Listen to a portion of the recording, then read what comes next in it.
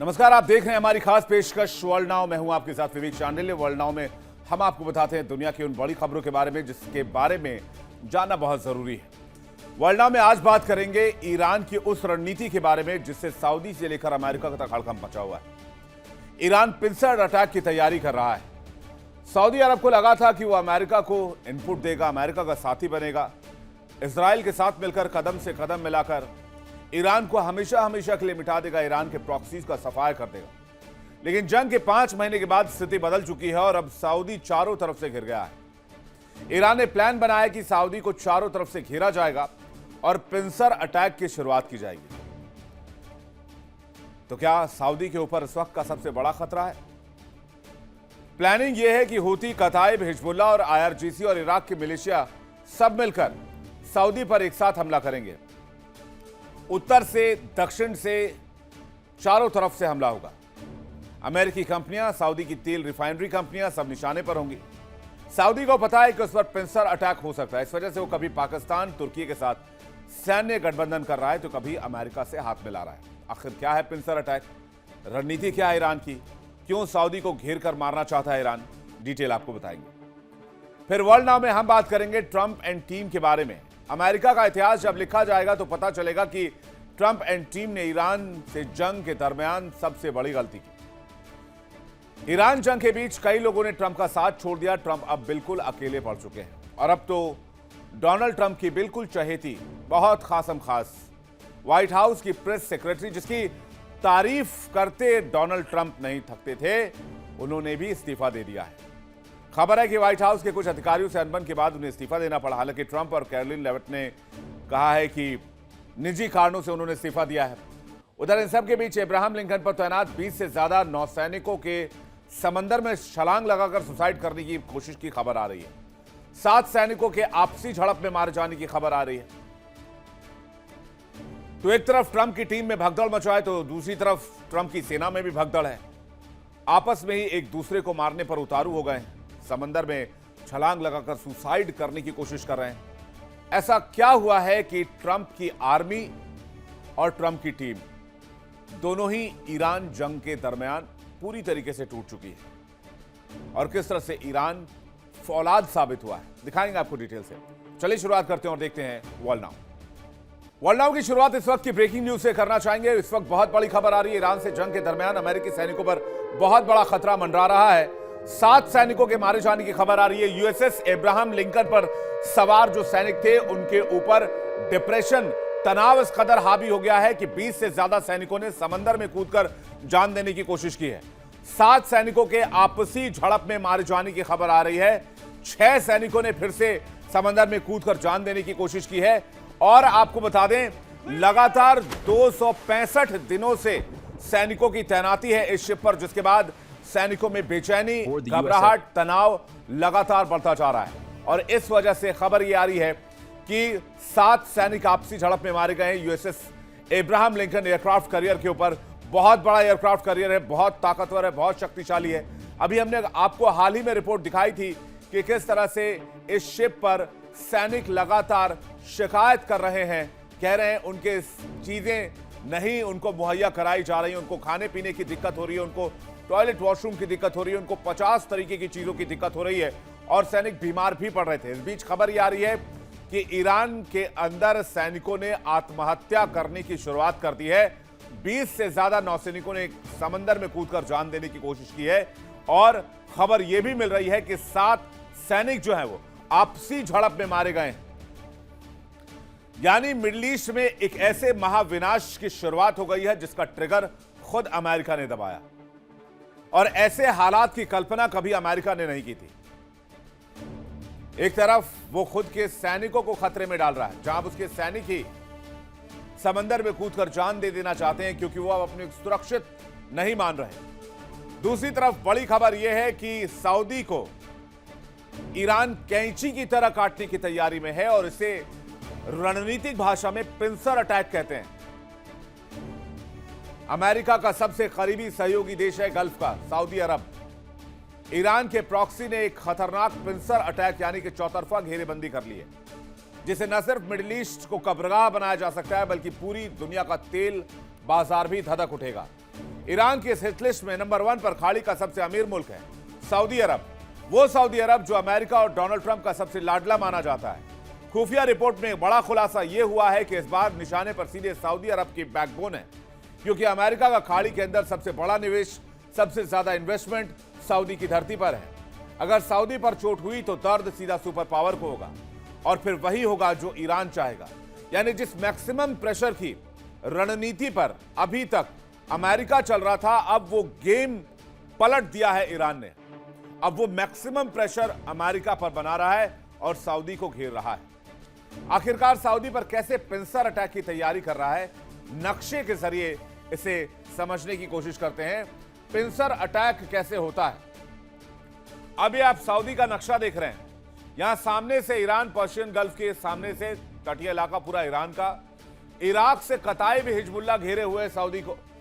इसी तरह से अगर आप यमन के लड़ाके आप देखेंगे तो सना से हमले शुरू हो चुके हैं। यह नहीं कि अभी हमला होने वाला है, यहां से हमले शुरू हो चुके हैं जो सऊदी अरब तक डायरेक्ट जा रहे हैं। और ईरान सऊदी अरब पर हमले कर रहा है, ड्रोन्स वगैरह दाग रहा है। इराक कताइब हिजबुल्लाह के ऊपर पीएमएफ पर अभी सऊदी ने अटैक किया था, आपको याद होगा, तो उधर से भी जवाब आने वाला है। उधर लेबनान जो जहां हिजबुल्लाह के लड़ाके हैं, वहां से भी अब जवाब बहुत जल्दी आने वाला है। यानी सऊदी अरब को चारों तरफ से घेर कर मारने की तैयारी। और यह हमला सऊदी अरब के खिलाफ नहीं, ये भी आप समझ लीजिए, हमला अमेरिका के खिलाफ है। तो कैसे, एक बार जल्दी से रिवाइज करते हैं। इराक से कताइब हिजबुल्लाह, इराक में ईरानी प्रॉक्सी कहे जाने वाला मिलिशिया समूह है। मिलिशिया समूह में कताइब हिजबुल्लाह है जो ईरान के प्रति बहुत वफादार है और अमेरिका ने इस पर बैन लगा रखा है। कताइब के अलावा बद्र संगठन है, इसके अलावा असाइब अहल अल हक है, हरकात हिजबुल्लाह अल नुजाबा है, कताइब इमाम अली भी शामिल है। ये सारे ग्रुप जो इराक में ऑपरेट करते हैं, ये ईरान के प्रति बहुत वफादार हैं। अब आ जाइए आप यमन में हूती विद्रोही, हूती लड़ाके जिनका अपना दबदबा है। लाल सागर में परिंदा भी नहीं पर मार सकता इनकी इजाजत के बगैर। और अमेरिका और इजराइल के खिलाफ, सऊदी के खिलाफ लगातार ये एक्टिव रहते हैं। अब आ जाइए आप ईरान पर। IRGC ईरान के सबसे समर्थित लड़ाके, सबसे उन्नत योद्धा IRGC और मोइज जो कि ईरान की खुफिया एजेंसी है, दोनों मिलकर सऊदी और अमेरिकी कंपनियों को टारगेट पर लेकर बैठे हैं। अब आ जाइए आप लेबनान, हिजबुल्लाह। भले ही इजराइल ने हमला रोक दिया हो, लेकिन इजराइल और अमेरिका के दोस्त सऊदी से ईरान का बदला चाहते हैं, इसलिए सऊदी को टारगेट कर सकते हैं। अब आप समझिए कि पिंसर अटैक क्या होता है। जंग में पिंसर का मतलब होता है कैंची। जिस तरह कैंची के दो ब्लेड एक साथ मिलकर किसी चीज को काटते हैं, ठीक वैसे ही पिंसर अटैक में दुश्मन देश को कई अलग मोर्चों पर फंसाया जाता है। ठीक एक कैंची की तरह जो बीचों बीच चलती है, किसी कपड़े को दो धड़े में या दो टुकड़े में फाड़ देती है, ठीक वैसे ही पिंसर अटैक में अलग अलग मोर्चों से एक देश को अलग अलग मोर्चों पर घेरा जाता है और फिर उस देश की जो सामरिक ताकत है उसको बीचों बीच तोड़ दिया जाता है या कई टुकड़ों में बांट दिया जाता है। अब सऊदी अरब के नक्शे को अगर आप देखें, जरा मैप एक बार प्लीज लगाएं पीसीआर, तो उत्तर की तरफ लेबनान से हिजबुल्लाह, दक्षिण में यमन से हूती विद्रोही, पूर्व में खुद ईरान और IRGC बैठे हुए हैं, और इराक से ईरानी प्रॉक्सी मिलिशिया, जिस ग्रुप में कताइब हिजबुल्लाह समेत कई ग्रुप शामिल हैं, सब मिलकर चारों दिशा से सऊदी पर अटैक की प्लानिंग कर रहे हैं। ये चारों मोर्चा एक साथ सऊदी अरब के oil refineries, airport, ports, mall, जितने भी बाकी इंस्टॉलेशंस हैं, हाईवेज, ब्रिजेस, सब पर हमले होंगे और सैकड़ों मिसाइल हमले करेंगे, सुसाइड ड्रोन्स दागेंगे। और जो सऊदी दुनिया का सबसे favourite investment destination, tourist destination हुआ करता था, उसकी बखिया उधेड़ कर रख देंगे। लेकिन सऊदी तो अमीर मुल्क है, सऊदी ने बहुत बड़ी मात्रा में एयर डिफेंस सिस्टम खरीद रखा है। यह पिंसर अटैक उस एयर डिफेंस को भी काटने का एक बहुत नायाब और आधुनिक तरीका माना जा रहा है। अगर एक साथ इतने हमले होंगे तो यह air defence system under pressure आ जाएगा और फेल हो जाएगा, जिसके बाद सऊदी का खुद के लिए रक्षा कर पाना भी बहुत मुमकिन नहीं होगा। और खबर तो यह कि ईरान ने पिंसर अटैक की पूरी तैयारी कर ली है और सऊदी पर हमले की शुरुआत कभी भी हो सकती है अगर डील नहीं हुई तो। पिंसर अटैक में काम कैसे होता है, यह भी देख लीजिए। जंग के मैदान में सबसे खतरनाक चालों में से एक मानते हैं पिंसर अटैक को। अलग अलग मोर्चों से एक साथ किसी देश या सेना पर हमला होता है। किसी देश या सेना पर सीधे हमले से बचना। पिंसर अटैक बिल्कुल कैंची की तरह काम करता है। दोनों धारें एक साथ किसी भी चीज को दो टुकड़ों में काट देती है। कैंची की तरह क्या काटा जाएगा? कैंची से सऊदी अरब किसी कपड़े की तरह। सऊदी को कैंची की तरह काटने की खतरनाक सैन्य साजिश को पिंसर अटैक कहा जा रहा है। सऊदी पर पिंसर अटैक की तैयारी में ईरान के प्रॉक्सी संगठन हैं और एक ही वक्त पर ईरान के साथ साथ ईरान के सारे प्रॉक्सी एक्टिव हो जाएंगे और सऊदी पर हमला करेंगे, जिससे सऊदी का एयर डिफेंस सिस्टम ओवरलोड हो जाएगा। दरअसल मिडिल ईस्ट में बैठे ईरानी प्रॉक्सी चाहते हैं, तैयार हैं कि ईरान की ओर से इशारा मिले और एक साथ हमले शुरू हों। ईरान और उसके लड़ाके सऊदी अरब के चप्पे चप्पे को, अमेरिकी कंपनियों और अमेरिकी निवेश वाली कंपनियों, सऊदी के तेल कुओं को, उसके रिफाइनरियों को टारगेट करके लॉक करके बैठे हुए हैं। अगर ईरान की रणनीति कामयाब हो जाती है तो सऊदी का ऑयल सप्लाई चेन पूरी तरीके से ठप हो जाएगा और मिडिल ईस्ट में हाहाकार मचेगा। मिडिल ईस्ट में सभी देशों को ईरान की शरण में आना होगा कि भाई हमें माफ कर दो, हमें बख्श दो, हम अपनी सरजमी से अमेरिका के बेसिस भी हटा लेंगे, लेकिन आप हमें छोड़ दीजिए। कुछ इस तरह की तैयारी कर रहा है। सवाल उठता है कि ईरान और उसके प्रॉक्सी के टारगेट पर सऊदी अरब ही क्यों है?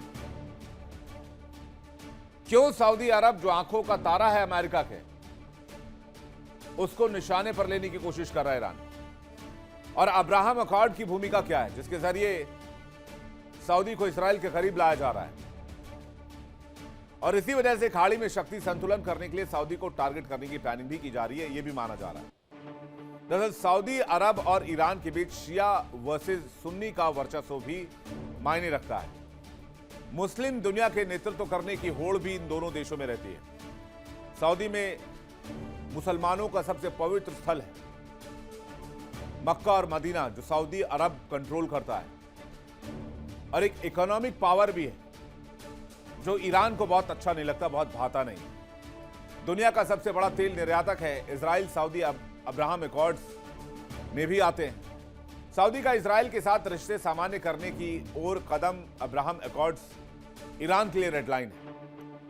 अमेरिकी निवेश की अगर आप बात करें तो अमेरिकी कंपनी बहुत बड़ी मात्रा में सऊदी में ऑपरेट करती है और काफी बड़ा इन्वेस्टमेंट भी है। इसके अलावा सऊदी में बड़ा तेल इंफ्रास्ट्रक्चर है जिसके पीछे अमेरिका का बहुत बड़ा निवेश है, जैसे कि आरामको जैसी विशाल तेल रिफाइनरीज सीधे ईरान के निशाने पर है, ईरान के प्रॉक्सीज के निशाने पर है। इसके अलावा सऊदी के जितने भी इंटरनेशनल पोर्ट हैं जहां से शिप लोड अनलोड होते हैं, जो कमर्शियल हब हैं, जो एयरपोर्ट्स हैं, सबको टारगेट पर लेकर बैठे हुए हैं ईरान और उसके प्रॉक्सीज। जाहिर सी बात है सऊदी को यह बात पता है कि उस पर एक सधा हुआ और बेहद खतरनाक हमला हो सकता है। यही वजह है कि आपने देखा होगा कि सऊदी ने पहले से ही हमले की शुरुआत कर दी। सऊदी ने हाल में 2 जगहों पर बहुत बड़ा अटैक किया। एक सना एयरपोर्ट पर किया जो हूथी विद्रोहियों के कब्जे में है, और एक अटैक इराक में किया पीएमएफ पर, जो कि इराकी समर्थित मिलिशिया है। जिसके बाद ईरान इस चीज का बदला चाहता है और ईरान के प्रॉक्सी भी इसका बदला चाहते हैं, और इसलिए ईरान अपने प्रॉक्सीज के साथ मिलकर सऊदी पर बड़े हमले की तैयारी में लगा हुआ है। हालांकि हूथी के लड़ाकों ने जब हमला किया तो ना तो पाकिस्तान साथ आया ना ही टर्की। यही वजह है कि सऊदी की टेंशन भी बढ़ी हुई और पिंसर अटैक की रणनीति ने क्राउन प्रिंस की चिंता भी बढ़ा दी है।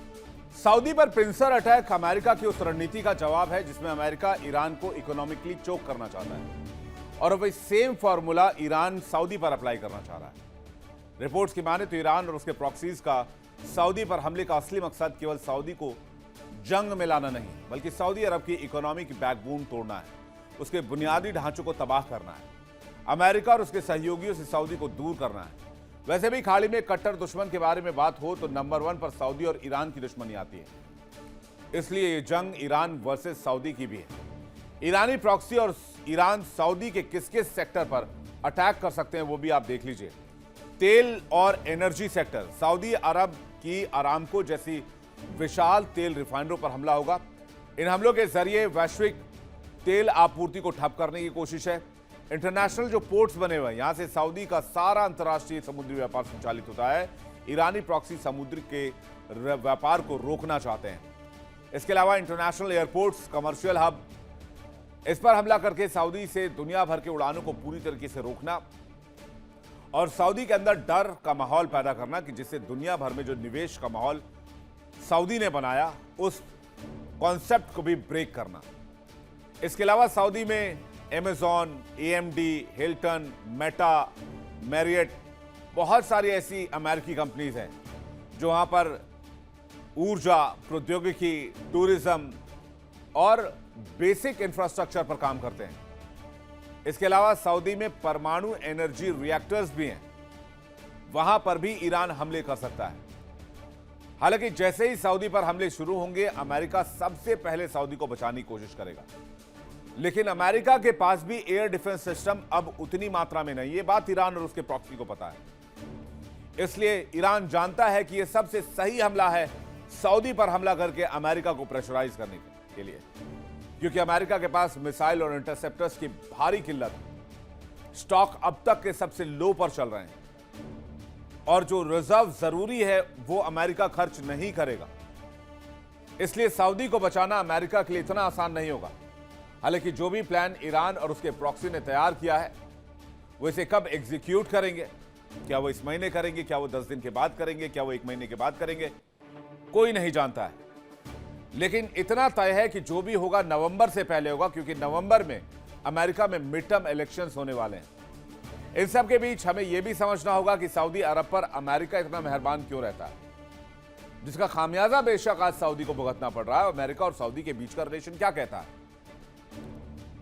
1970 के दशक में अमेरिका और सऊदी के अरब के बीच गुप्त समझौता हुआ। सऊदी अरब अपना पूरा तेल केवल अमेरिकी डॉलर में बेचेगा, जिसे पेट्रो डॉलर कहते हैं, और इस पेट्रो डॉलर की वजह से दुनिया भर में अमेरिका अपने डॉलर की हेजेमनी, मोनोपोली स्थापित करने में कामयाब होगा। इसके बाद डील हुई सुरक्षा बनाम तेल की गारंटी की। अमेरिका ने खाड़ी देशों को कहा, तुम हमें तेल दो, हम तुम्हें सुरक्षा देंगे। जी हां, वो सऊदी अरब को अत्याधुनिक हथियार देता है, पैट्रियट मिसाइल डिफेंस सिस्टम देता है, थार्ड डिफेंस सिस्टम देता है, F-35 फाइटर जेट देता है, नए नए हथियार देता है, सैन्य सुरक्षा देता है।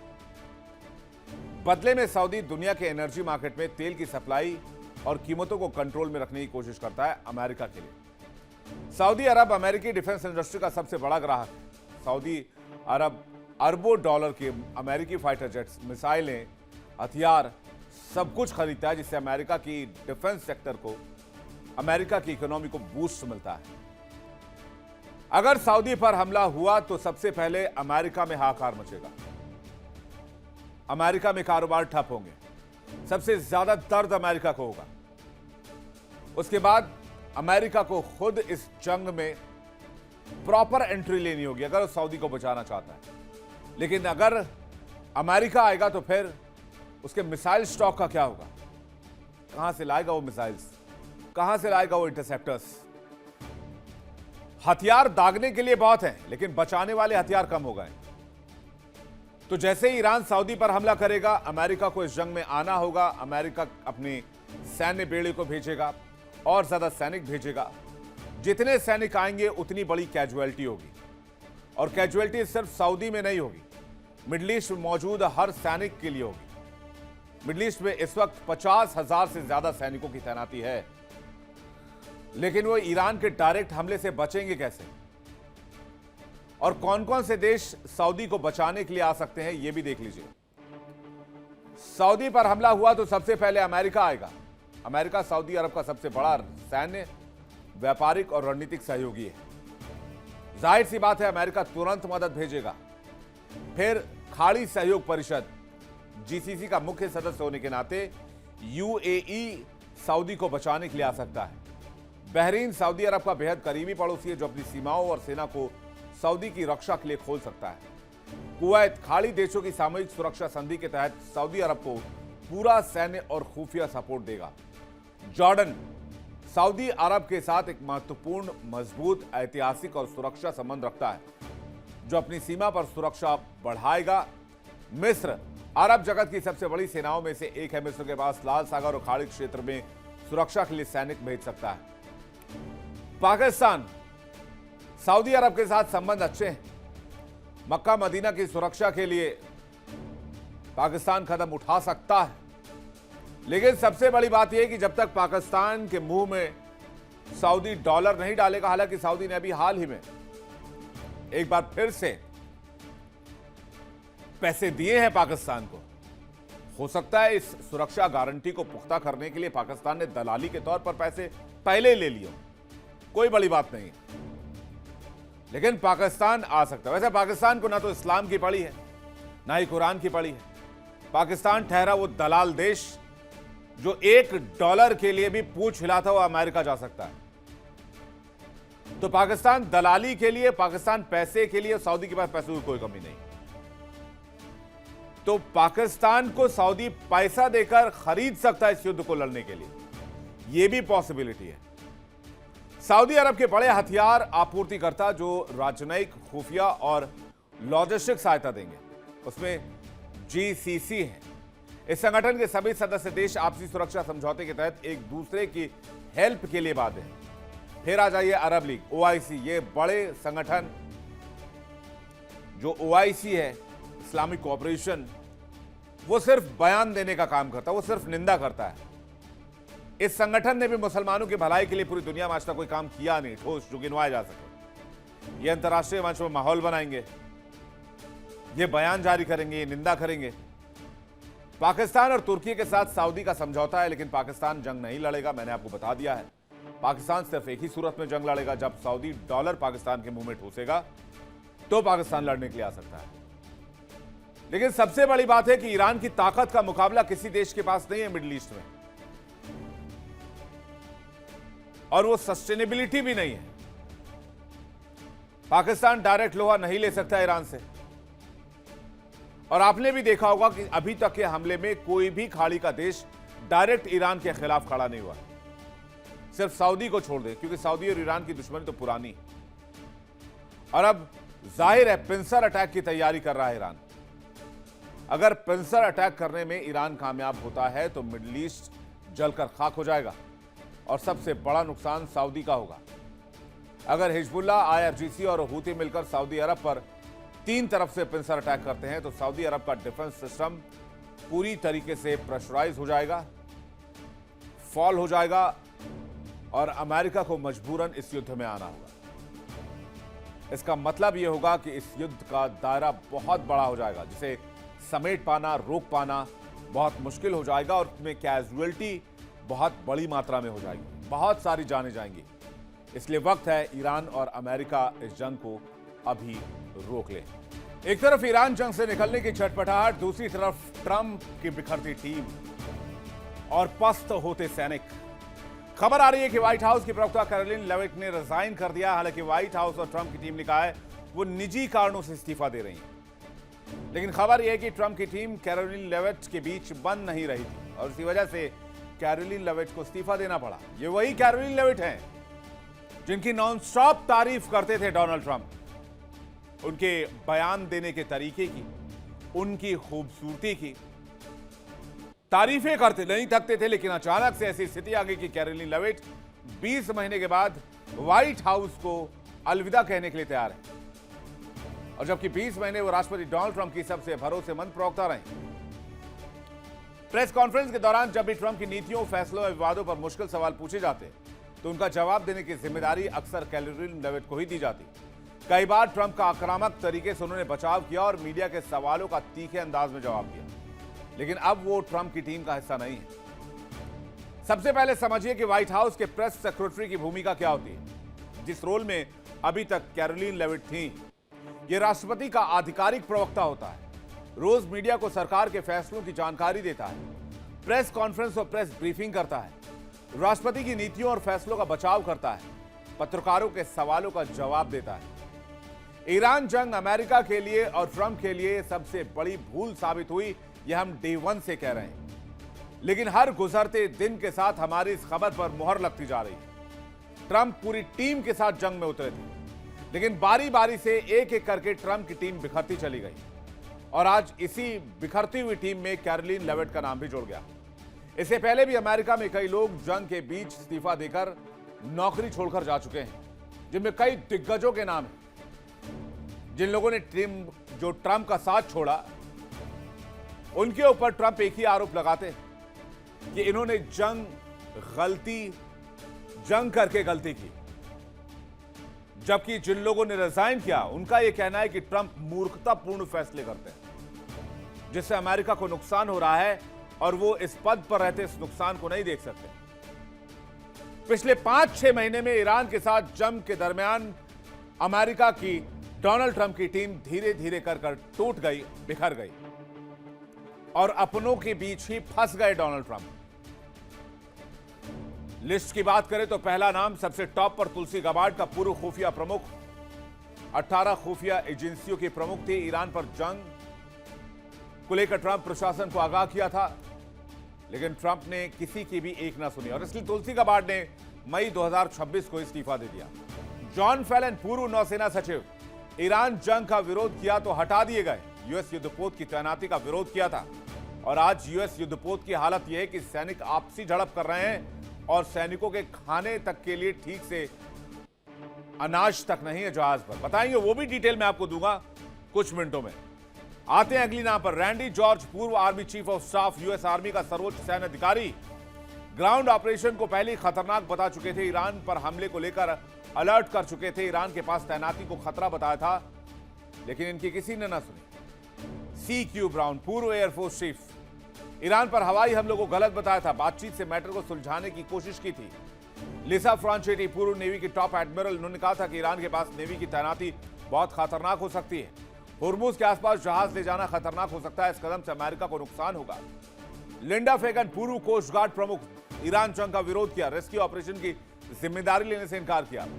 जेफरी क्रूज पूर्व इंटेलिजेंस चीफ, ईरान के खिलाफ जानकारी जुटाने में असमर्थ होने का आरोप लगा। लेकिन ट्रंप ने तो रिजाइन नहीं किया। क्यों ट्रंप को रिजाइन नहीं करना चाहिए? भाई, जीत का सेहरा सिर्फ ट्रंप के सिर पर बंधे और हार का ठीकरा ट्रंप के इर्द गिर्द रह रहे लोगों पर फोड़ दिया जाए, ये कहां का इंसाफ है? आखिर ये कौन सा अमेरिका है जो इस तरह का न्याय कर रहा है? ईरान से जंग के बीच टीम ट्रंप एक एक करके टूटती चली गई। अब तो मिसाइल और इंटरसेप्टर की कमी होने की वजह से पीट हेगसेथ से डोनाल्ड ट्रंप का झगड़ा हो चुका है। पिछले दिनों पीट हेगसेथ की ट्रंप ने क्लास तक लगा दी थी और कहा कि तुम अमेरिका को हराना चाहते हो। हथियारों की कमी के बारे में पेंटागन ने पहले अलर्ट नहीं किया। यानी अगली बारी पीट हेगसेथ की हो सकती है, या हो सकता है अगली बार जब मैं आपसे मिलूं तो मैं आपको बताऊं कि पीट हेगसेथ के रिजाइन की खबर आ रही है। कुछ मीडिया रिपोर्ट्स यहां तक दावा कर रहे हैं कि पीट हेगसेथ नेतन्याहू के साथ मिलकर काम कर रहे हैं, क्योंकि पीट हेगसेथ भी जूइश कम्युनिटी से आते हैं। यहां तक कि पीट हेगसेथ ही ट्रंप की जासूसी करा रहे हैं। वैसे भी अगर ध्यान से देखा जाए तो मार्को रूबियो, पीट हेगसेथ और कुछ अन्य सांसद सब नेतन्याहू और इजराइल के करीबी हैं। ईरान के साथ जंग की शुरुआत भी पीट हेगसेथ ने करवाई थी। आगे आपको बताएंगे आखिर क्यों एक तरफ डोनाल्ड ट्रंप की टीम उनका साथ छोड़ रही है, तो दूसरी तरफ ट्रंप की आर्मी यानी कि यूएस आर्मी सुसाइड करने को मजबूर क्यों है। ईरान जंग के बीच अमेरिकी सैनिक जान क्यों दे रहे हैं। मिडिल ईस्ट में तैनात USS Abraham Lincoln aircraft carrier से इस वक्त की बड़ी खबर आपको बता दें, अमेरिकी जवान के समंदर में कूदकर सुसाइड करने की खबर आ रही है। वैसे भी शतरंज के बिसात हुआ जंग का मैदान, पहला कदम हमेशा सिपाही बढ़ाते हैं। सिपाही किसी जंग में सबसे अहम बुनियाद होते हैं, जो जंग के एक कदम आगे चलते हैं। और जंग जीत कराने के लिए एक सिपाही का तन और मन दोनों से मजबूत होना बहुत जरूरी है। लेकिन आज अमेरिका की आर्मी के कुछ सिपाही अपने मन से हार चुके हैं, जो अब जान दे देना चाहते हैं। इसके पीछे की वजह है कि यूएसएस एब्राहम लिंकन में तैनात सैनिक जंग से थक चुके हैं। खबर यह है कि बीते 250 दिनों के दरमियान एब्राहम लिंकन लगातार समंदर में तैनात रहा है और 250 दिनों से अमेरिकी सैनिक इस यूएसएस एब्राहम लिंकन लोहे के चलते फिरते किले में कैद होकर रह गए। उनका मनोबल टूट रहा है, हथियार खत्म हो रहे हैं सैनिक मानसिक रूप से बीमार हो रहे हैं। अमेरिका में सवाल उठाए जा रहे हैं कि आखिर यूएसए से अब्राहम लिंकन की वापसी कब होगी, अमेरिकी सैनिकों की तैनाती कब तक रहेगी। और अब तो अमेरिकी सैन्य अधिकारियों को सैनिकों के परिजन घेर घेर कर सवाल पूछ रहे हैं। इस बीच मिलिट्री टाइम्स की रिपोर्ट में दावा किया गया है कि अमेरिकी नौसैनिक अब्राहम लिंकन से कूदकर सुसाइड की कोशिश कर रहे हैं। आखिर ऐसा क्यों है? ईरान के साथ चले पिछले 6 महीने के लंबे युद्ध से अमेरिकी सैनिक परेशान हो गए हैं। लगातार समंदर में रहना कोई आसान काम नहीं है। 250 दिन से लगातार वो सैनिक जो हैं समंदर में तैनात हैं, जमीन से कोई वास्ता नहीं और लगातार ये तैनाती बढ़ाई जा रही है। सैनिकों को मिलने वाली सहूलियत आदि से भी कम रह गई। जंग के बीच हथियारों की कमी, सहूलियतों की कमी, बेसिक इंफ्रास्ट्रक्चर में कमी मानसिक तौर पर सैनिकों को तोड़ रहा है। इसलिए खबर यह भी है कि अब्राहम लिंकन पर तैनात कई सैनिक आत्महत्या की कोशिश कर रहे हैं। 200 सैनिकों के परिवार ने नौसेना के अधिकारियों को घेरकर अब्राहम लिंकन की वापसी का सवाल पूछा। अधिकारियों को मैसेज लिखकर भेजा गया। इस मैसेज में लिखा था कि मुझे उम्मीद है कि मैं कल सुबह नहीं उठूंगा। एक महिला ने आरोप लगाया कि उसके पति ने समुद्र में सुसाइड की कोशिश की है। अमेरिकी युद्धपोत यूएसए से अब्राहम लिंकन 9 महीने से समुद्र में है और यह जंगी जहाज 21 नवंबर को सैन डिएगो से रवाना हुआ था। अब्राहम लिंकन पर तकरीबन 5000 सैनिक तैनात हैं। सोचिए, जब जंग के मैदान में सैनिक अपनी जान देने की कोशिश करने लगे तो फिर उस सैनिक पर कितना मानसिक दबाव होगा। जंग में लंबे वक्त से सैनिक वापस नहीं लौट पाए, इसी वजह से उन्हें परेशान बताया जा रहा है। सैनिकों को ईरान जीतने के लिए ट्रंप एंड टीम ने इस इलाके में मुस्तैद किया था, लेकिन आज उनके पास ठीक से खाना तक मयसर नहीं। जबकि दूसरी ओर ईरान आर्थिक मार और सब कुछ सहते हुए भी जंग के मैदान में सीना ताने खड़ा है। ईरान के सैनिक मरने मारने पर उतारू हैं। तो क्या अब्राहम लिंकन का सिस्टम बिल्कुल बेहाल हो चुका है? जिस अमेरिकी एयरक्राफ्ट यूएसए से अब्राहम लिंकन को अमेरिका को जिस पर नाज हुआ करता था, वो आज कबाड़ की शक्ल लेता जा रहा है।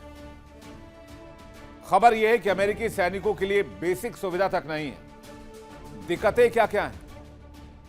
टॉयलेट बेहाल है। पाइपलाइन जाम होने से सैनिकों को बहुत तरह की दिक्कत आ रही है। शावर में फफूंद की खबर, वेंटिलेशन की कमी की खबर, मोल्ड की समस्या, पानी की क्वालिटी की खबर, जहाज पर पीने के साफ पानी को लेकर शिकायतें, लॉन्ड्री मशीनें लंबे समय से बंद हैं, सप्लाई चेन चरमराई हुई है, खाने पीने और रोजमर्रा की जरूरी चीजों के भयंकर कमी है। जहां तक कि सैनिकों को 2 रोटी और 1 कप चावल ही मयसर हो रहा है और उन्हें खराब खाना दिया जा रहा है। आधा कप चावल और 2 टॉर्टिला से उनका गुजारा नहीं हो रहा है। गर्म पानी तक मयसर नहीं, जरूरत के सामान जहाज पर नहीं है। साबुन, टूथपेस्ट, बेसिक नीड्स जो हैं, बहरीन से सप्लाई में बैकलॉग लगा हुआ है। और ऐसे हालात में ट्रंप कह रहे हैं कि आपको लगातार लड़ाई लड़ना जारी रखना है। जाहिर है, ट्रंप मिड टर्म में जाएंगे तो हार जाएंगे, सत्ता पर पकड़ कमजोर हो जाएगी। तब शायद उन्हें पता चले कि अमेरिका को उन्होंने किस बड़ी संकट में डाला है। ईरान ना तो इराक है, ना ही अफगानिस्तान। इन दोनों से अलग भौगोलिक स्थिति है ईरान की। और इस सिचुएशन में फंसकर ट्रंप सिर्फ सत्ता ही नहीं बल्कि अपने पॉलिटिकल करियर को भी तबाह कर लेंगे। इस जंग में ट्रंप की टीम हो या ट्रंप के सैनिक, सब टूट चुके हैं और बिखर रहे हैं। जंग हमेशा मनोबल से जीती जाती है। टीम छोटी हो या बड़ी, फर्क नहीं पड़ता है। टीम मानसिक तौर पर कितना मजबूत है, इससे फर्क पड़ता है। यह तो सिर्फ एक जहाज का हाल है। सोचिए, इस तरह के 3 एयरक्राफ्ट कैरियर और 20 युद्धपोत खाड़ी के देशों में तैनात हैं। और बैकलॉग का आलम क्या होगा? कितनी बड़े पैमाने पर इस खबर को दबाया जा रहा है। शायद डोनाल्ड ट्रंप वक्त रहते इस हालात को समझ जाएं और अमेरिका को संभाल लें। वर्ल्ड नाउ में फिलहाल इतना ही। वक्त एक ब्रेक का है, फौरन लौटने देखते रहिए इंडिया डेली 24/7। देखिए इंडिया डेली 24/7 अब आपके स्मार्ट टीवी पर। इंडिया डेली मौजूद है सभी डिजिटल प्लेटफॉर्म पर लाइव और लगातार। इंडिया डेली 24/7 हर दिन राष्ट्र को समर्पित।